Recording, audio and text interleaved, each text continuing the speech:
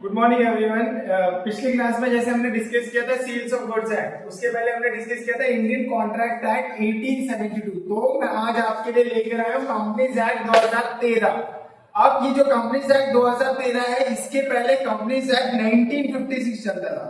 तो उस रूल्स के अकॉर्डिंग हम कंपनीज एक्ट, जो भी कंपनी वर्किंग कर रही है, जो भी बुक्स ऑफ अकाउंट्स है, फाइनेंशियल अकाउंट का असेसमेंट, वो 1956 के थ्रू होता था। तो वो एक्ट जो है फॉर्मूलेट चेंज होकर 2013 हो गया।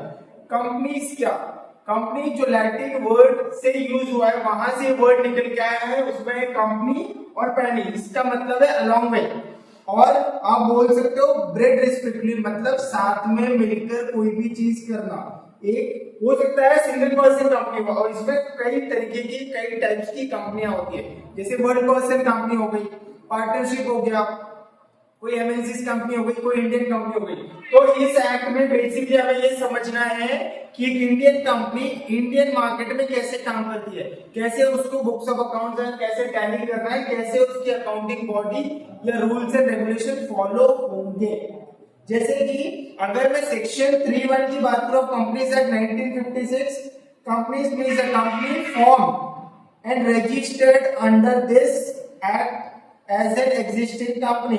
Existing company means a company formed and registered under any act of the previous company law. किसी previous company law मतलब इसके पहले का जो लॉ है वो पर्टेनिंग है 2013 से।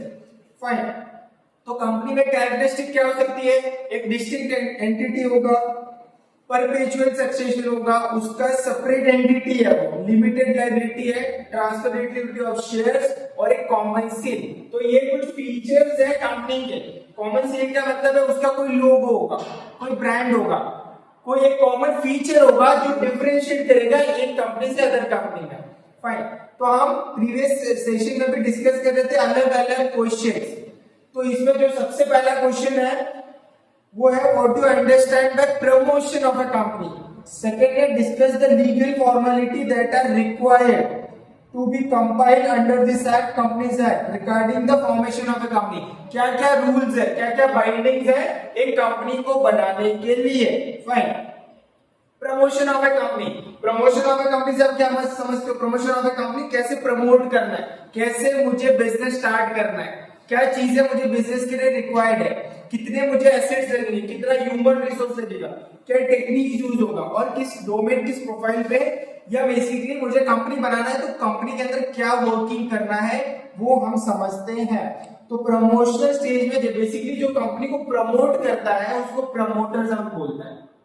राइट। तो प्रमोटर क्या, प्रमोशन ऑफ अ कंपनी क्या, promotion of a company refers to process of planning. मतलब जैसे फंक्शंस ऑफ मैनेजमेंट क्या होते हैं या कंपनी के फंक्शंस क्या होते हैं, जैसे कि organising, staffing, controlling, directing, managing, ये सारे कुछ बिजनेस फंक्शन होते हैं। तो वैसे ही promotion of a company refers to process of planning, organising और financing a new business venture with ultimate goal. इसका गोल क्या होता है कि कंपनी कैसे भी इनकॉर्पोरेट हो जाए। किसी भी एक कंपनी का उद्देश्य होता है कि कैसे भी मैं प्रॉफिट अर्न करूं, कैसे भी मैं बिजनेस को आगे बढ़ाऊं। तो इसमें भी ऐसे ही है कि कोई नया वेंचर कैपिटल, कोई नया बिजनेस लाइन, कोई नया बिजनेस डोमेन हम जो चालू कर रहे हैं वो है promotion of a company. This involves various stages of activity. अलग अलग स्टेजेस में हम डिफाइन करके ड्राफ्ट करें। Conducting marketing research, marketing research क्या है? कोई मार्केटिंग स्ट्रेटजी जो हमें इंप्लीमेंट करनी है, कोई नया मार्केट प्लान रजिस्टर करना है, कोई नया बिजनेस लाइन प्रिपेयर करना है। हो सकता है एक कंपनी अलग अलग बिजनेस डोमेन में हो। सिक्योरिंग द फाइनेंस का मतलब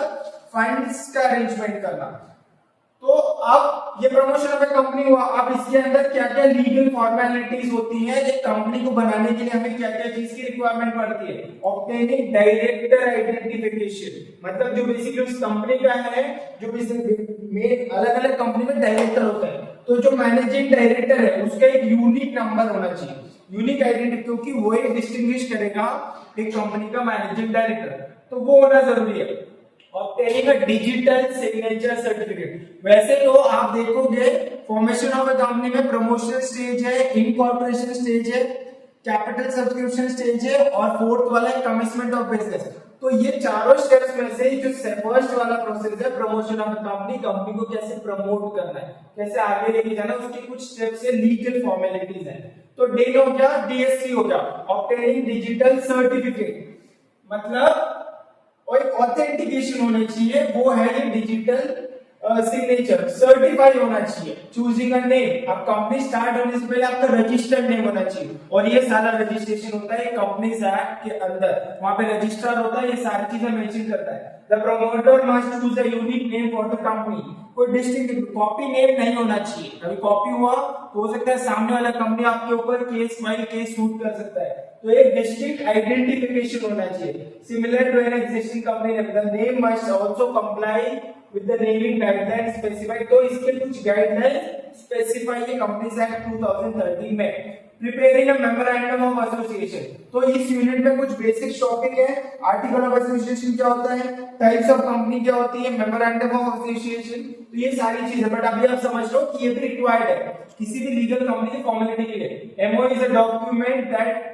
outlines the company name, register office, object और ऑथराइज्ड शेयर कैपिटल, मतलब उस एमओए में कंपनी का नाम, उसका ऑफिस किस ऑब्जेक्ट के लिए बनी है और कितना शेयर कैपिटल है। ऑथराइज्ड शेयर कैपिटल का मतलब है कि वो बिजनेस कंपनी कैसे स्टार्ट हुआ है, कितना शेयर कैपिटल लेके आया है। It must be sign by at least 2 subscriber in the presence of witness, मतलब ये एमओए में दो पार्टीज, दो डायरेक्टर का ऑथेंटिफिकेशन जरूरी है।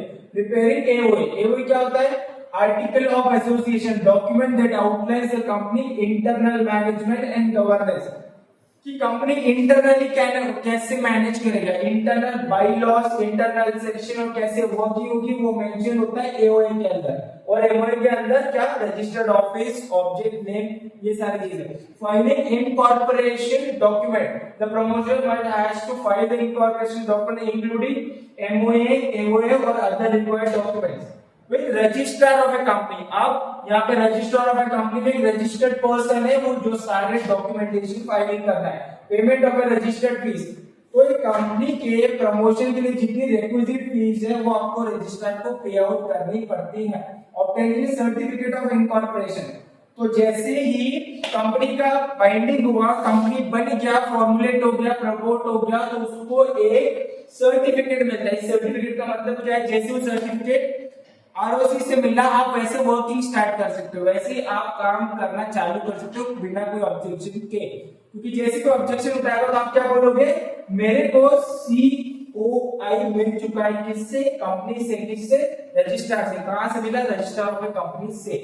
ऑब्टेनिंग परमानेंट अकाउंट नंबर, तो कंपनी का परमानेंट अकाउंटेंट नंबर क्यों होना चाहिए, क्योंकि वहां पे देखो एक वर्ड लिखा हुआ है, इनकम टैक्स डिपार्टमेंट, हर एक कंपनी को जितना भी प्रॉफिट होगा, अल्टीमेटली क्या है, जितना प्रॉफिट अर्न किया उस टर्नओवर पे आपको टैक्स लायबिलिटी पे करनी पड़ती है, तो इसके लिए वो एक परमानेंट अकाउंट नंबर होना चाहिए जिससे टैक्स की फाइलिंग हो।